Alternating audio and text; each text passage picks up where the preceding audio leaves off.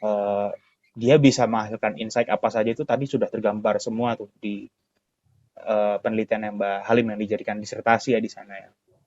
Nah, tapi ngomong-ngomong soal hasil penelitian, Mbak, ini kan hasil penelitian itu akan diuji, akan diukur seberapa besar dia bisa menghasilkan impact untuk masyarakat. Jadi misalkan Mbak Halim menghasilkan sebuah insight, insight-nya jika itu menguntungkan orang yang memakai hasil risetnya itu bisa kita katakan berdampak. Nah, masalahnya untuk bikin insight seperti itu, pemetaan politik ya, itu kan tadi Mbak Halim udah mention juga soal metode-metode terdahulu itu juga bisa membuat insight seperti itu. Nah, positioningnya social data science itu tuh apa sih sehingga dia itu perannya apa nih di antara ilmu sosial? Kenapa dia begitu penting untuk dipelajari? Poinnya sih gitu Mbak, di antara penelitian ilmu sosial lainnya dengan metode yang udah lebih tua ya, lebih senior, social data science itu positioningnya di mana sehingga dia mengapa menjadi penting untuk dipelajari gitu. Iya. Banyak sih Mas poinnya sebenarnya. Yang pertama, dia punya cakar yang lebih luas gitu untuk bisa mengayak informasi yang tadinya itu nggak berguna menjadi punya meaning gitu. Kayak contohnya data-data dari sosial media gitu. Itu kan sebenarnya kan data sampah ya yang diolah sedemikian rupa sehingga itu bisa berguna gitu. Meskipun banyak juga yang mengkritik apakah ini bisa dijadikan dasar atau tidak. Kalau kata dosen saya, semua data teks itu salah tapi berguna. Kadang-kadang berguna gitu untuk menjelaskan sebuah fenomena gitu. Terus di satu sisi social data science itu sangat penting untuk bisa melakukan seperti prediksi data gitu, kayak menggunakan time series, kita bisa membuat modeling kira-kira ke depan akan seperti ini nih, kayak contohnya misalkan angka kemiskinan, terus tingkat pendidikan, terus pengangguran, itu kan bisa dilihat nih. Terus juga kalau itu mungkin di Mas Reddy kemarin sudah menyebutkan juga itu kayak predictive data gitu. Kita bisa memprediksi hal-hal di masa mendatang. Dan tadi seperti yang sudah saya sampaikan, data science ini sangat efektif gitu. Ketika penelitian terdahulu kita membutuhkan banyak tenaga, banyak waktu, di sini tuh bisa lebih efisien, kita bisa mendapatkan banyak dengan mungkin bersusah payahnya itu di codingnya gitu. Tapi setelah itu udah punya mesin gitu, tinggal kita gunakan untuk menghasilkan insight-insight ke depan. Oke, siap. Saya mau ke Mas Verga. Halo Mas Verga.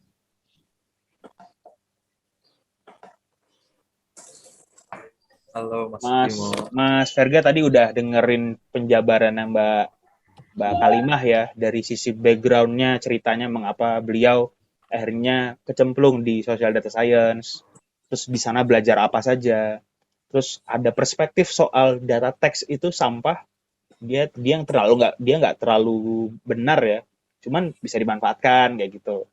Terus tadi ada pendapat tentang social data science itu adalah ya intinya orang yang menguasai komputasi, matematika dan statistik, si ilmu sosialnya yaitu. Jadi orang yang mengolah data sosial gitu. Mas Verga mungkin ada tanggapan nih dari apa yang dijelaskan sama Mbak Halim dari sisi konseptual. Ya, terima kasih Mas Bimo. Terima kasih Mbak Halimah. Mbak Halim ya, menarik banget tadi apalagi di sesi terakhir ya penjelasannya mengapa data science terpenting. Ya Mbak, izin ya mungkin ini diberi amanah, diberi tugas sama Mas Bimo untuk kita berdiskusi di sini. Mungkin ada sepanjang saya diskusi tadi ada hal yang menarik mengenai prediksi data. Tapi sebelum saya ke sana, mungkin kita agak lebih dasar lagi ya mengenai data science dalam ilmu sosial. Jadi yang saya pahami bahwa penggunaan data untuk penggunaan data science untuk nah ada kritiknya, salah satunya adalah post-positivisme, yang itu yaitu menganggap beberapa hal misalnya di konsep data science. Pertama, sesuatu yang tetap dalam ilmu sosial itu katanya ilusi, Mbak. Jadi mengkategorikan angka-angka itu ilusi semua itu. Itu ya, Mbak. Ya, kemudian apalagi sampai mengeneralisasi itu tidak relevan dan mungkin dianggap tidak berguna begitu. Karena sejatinya orang-orang ini bukan saya ya, Mbak, tapi orang-orang ini berpandangan bahwa tujuan dari social science itu bukanlah mencari hubungan kausal, tapi adalah memaknai lewat refleksi, dan refleksi itu tidak dapat dicapai dengan semacam mengcapture, menganggap fenomena sosial itu sesuatu yang fix kemudian di numerikal gitu. Nah, mungkin kita bisa diskusi, Mbak. Poin pertama terkait itu, bagaimana Mbak melihat pandangan skeptis dari kalangan post-positivis untuk melihat penggunaan data science dalam ilmu sosial. Itu mungkin yang pertama ya, Mbak. Kemudian yang kedua, tadi Mbak menyebutkan tentang prediksi data gitu. Dalam ilmu sosial yang saya pahami, pertama, ilmu sosial itu selalu bergerak dalam konteks ruang dan waktu. Jadi dia move gitu. Jadi berubahnya cepat. Bahkan katanya kalau untuk memprediksi, ada beberapa kalangan ilmu sosial yang bilang nggak usah diprediksi, tunggu aja nanti juga kejadian gitu. Jadi lebih baik setelah kejadian dulu baru kita teliti nih, daripada kita lancar dari sekarang meneliti untuk masa depan gitu. Apalagi ilmu sosial itu kan bergeraknya cepat. Apalagi kalau yang dinilai negara misalnya, negara kan abstrak, gimana lagi mau meng-capture-nya gitu ya. Kalau manusia mungkin masih bisa lah. Nah, jadi pertanyaan saya yang kedua, seberapa kuat hubungan kausal dan prediksi yang bisa dihasilkan oleh data science untuk memprediksi fenomena sosial? Seberapa kuat hubungan kausalnya untuk memprediksi? Dan yang mungkin yang ketiga, tadi Mbak juga menyebutkan tentang fenomena sosial bisa di-capture lewat data, terkait juga dengan teks ya, katanya bisa berguna gitu ya. Nah, mungkin pertanyaan saya, apakah seluruh fenomena sosial itu bisa diteliti dengan dari perspektif Mbak ya, dengan social data science tadi gitu. Dan mungkin research question apa yang relevan untuk diajukan terkait ini. Terima kasih banyak. Itu mungkin 3 pertanyaan yang mungkin nanti kita bisa diskusi. Terima kasih, Mas. Mantap. Nah, ini makanya saya undang Verga nih jadi pemantik sebenarnya untuk 2 sesi, untuk sesi industri sama sesi akademisi gitu. Karena Mas Verga itu punya balancing, punya keseimbangan. Dia orang kuali yang pernah belajar data analytics gitu. Buktinya kan jadi finalis data storytelling kan gitu. Nah, gimana Mbak Halim, ada tanggapan nggak dari 3 poin yang tadi Verga sudah bilang? Tuh, ini benar-benar serasa di dosen penguji sih, Mas. Iya. Diskusi, Mbak. Iya. Memang benar sih, Mas. Beberapa peneliti itu kurang setuju gitu ketika fenomena-fenomena sosial itu dikuantifikasikan gitu. Karena memang terkadang itu tidak bisa dijelaskan. Makanya kalau pernah saya baca itu ada 2 aliran gitu. Kita mau ke aliran mana? Nah, ada satu aliran lagi yang dia itu mencoba menjembatani itu mixed method gitu. Jadi bisa untuk menjelaskan, kalau di kualitatif kan itu dia induktif gitu, dari terus dipelajari sehingga bisa mengkonstruksi sebuah teori. Sedangkan kalau kuantitatif itu kita breakdown, kita uji teori itu, kemudian apakah hasilnya seperti apa gitu dari hasil tes itu gitu. Nah, kedua hal ini mungkin emang seperti minyak sama air gitu, Mas. Tapi saya rasa mungkin saya di tengah-tengah ya. Memang ada beberapa kejadian sosial yang itu tidak bisa kita jelaskan dengan tools kuantitatif gitu. Kayak misalkan fenomena kekerasan seksual misalkan, kita kalau misal mau menggali kenapa itu terjadi, terus bagaimana dampak psikologinya, itu kita nggak bisa serta-merta langsung dikuantifikasi gitu. Tetapi ketika kita berbicara, oh berapa nih angka kekerasan seksual di beberapa wilayah, terus kira-kira terjadinya pada usia berapa saja. Nah, itu nanti kita bisa menggunakan insight itu untuk, oh mereka bisa jadi sasaran sosialisasi misalkan. Tapi untuk materi sosialisasinya itu seperti apa itu, kita mungkin perlu penelitian kualitatif untuk bisa menggali, oh mereka itu membutuhkan ini, mereka membutuhkan itu.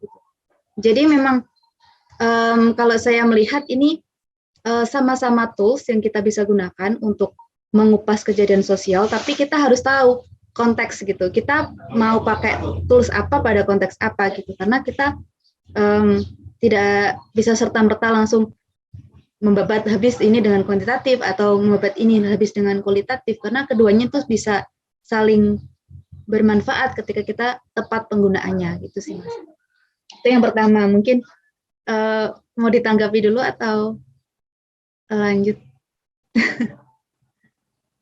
Lanjut dulu, Mbak. Lanjut dulu ya. Oke. Tadi untuk seluruh fenomena sosial bisa diteliti dengan data science. Banyak sih Mas. Kalau saya kan pengetahuan tentang data science-nya saya masih sedikit gitu, masih di tepi, ibaratnya belum mendalami, belum menyelami kalau istilahnya Mas Reddy. Kalau setahu saya mungkin saat ini ada banyak fenomena sosial yang bisa diteliti dengan data science. Bahkan di data science itu bisa meneliti tentang teks, gambar, video, ataupun suara gitu. Jadi ada banyak hal yang bisa diteliti. Dan tidak menutup kemungkinan hal-hal yang saat ini belum bisa diteliti atau belum ada penelitiannya itu ke depan bisa diteliti dengan data science, karena ini kan masih berkembang ilmu. Jadi saya tidak bisa menjawab apakah seluruhnya bisa atau tidak, karena semua ini itu masih proses gitu untuk bisa berkembang gitu. Ada kemungkinan sekarang belum bisa, tapi di masa depan bisa ketika kita sudah menemukan toolsnya, menemukan konsep atau cara atau metode yang tepat untuk digunakan. Itu sih Mas. Mungkin Mas Verga ada pengalaman yang bisa sedikit menjelaskan, karena terus terang kan Mas Verga sudah punya banyak jam terbang nih. Kalau saya masih baru lulus nih, masih perlu banyak belajar lagi untuk bisa mendalami social data science ini. Yang poin ketiga Mbak, apakah pakai social data science itu kan katanya bisa bisa menghasilkan predictive analytics ya. Nah, bagaimana fenomena sosial yang itu selalu bergerak antara time and space yang berbeda, itu kok bisa memprediksi secara exact dengan sebuah angka? Itu tadi poin terakhir ya kalau nggak salah gitu. Itu menurut Mbak gimana soal prediksi? Apakah akurat? Di dalam ilmu apapun itu pasti ada istilahnya margin error gitu, istilahnya seperti itu. Kalau di UK itu kan banyak sekali penelitian yang memang ditujukan untuk evidence based untuk pemerintah gitu. Dan mereka banyak melakukan penelitian menggunakan social data science. Dalam hal ini tuh lebih ke statistik, penggunaan R seperti itu. Itu sangat bagus untuk bisa menjelaskan atau setidaknya memberikan guideline untuk pemerintah dalam membuat kebijakan. Seperti misalkan kriminalitas pada momen-momen tertentu, mungkin ada data gitu di situ, kriminalitas misalkan di satu daerah itu lebih tinggi daripada daerah lain, dan di situ juga ada momen-momen tertentu, misalnya pada bulan-bulan tertentu kriminalitasnya naik gitu, dan itu kan angkanya itu dari puluhan tahun gitu, dan itu bisa menggambarkan kepada pemerintah, jadi ada kemungkinan kecenderungan di bulan-bulan tertentu kriminalitasnya naik, misalkan seperti itu. Nah, pemerintah dapat membuat semacam kebijakan untuk mencegah hal itu untuk tidak terjadi gitu. Bukan berarti itu langsung memprediksi itu bisa langsung ada dan pasti terjadi, tapi itu akan berguna untuk bisa memberikan guideline dalam pembuatan keputusan gitu. Mungkin ada banyak lagi sih contoh-contohnya untuk penggunaan prediksi data ini sendiri. Itu hanyalah contoh kecil. Kalau kemarin Mas Redi di industri kan juga mencontohkan, itu di industri ya, kalau di sosial mungkin contohnya seperti itu. Atau kalau di Indonesia mungkin bisa kita melihat apa ya istilahnya lonjakan mudik gitu, angka kecelakaan gitu. Itu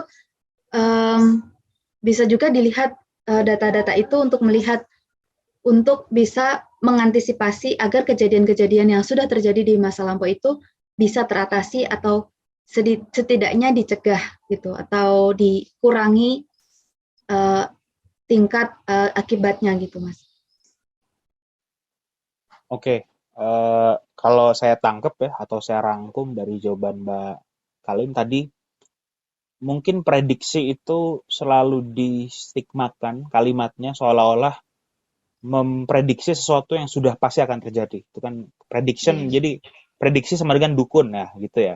Nah, padahal sebenarnya dalam sains mungkin kalimat yang tepat prediksi itu untuk menentukan probability tadi, kemungkinan tadi kalau Mbak Halim bilang ada kemungkinan bisa terjadi kalau variabel A meningkat, variabel B meningkat dan sekian kayak gitu. Jadi intinya nggak 100% ini akan kejadian, tapi kejadiannya itu ada terms and condition-nya kayak gitu. Jadi probability mungkin ya kalau saya ngelihat.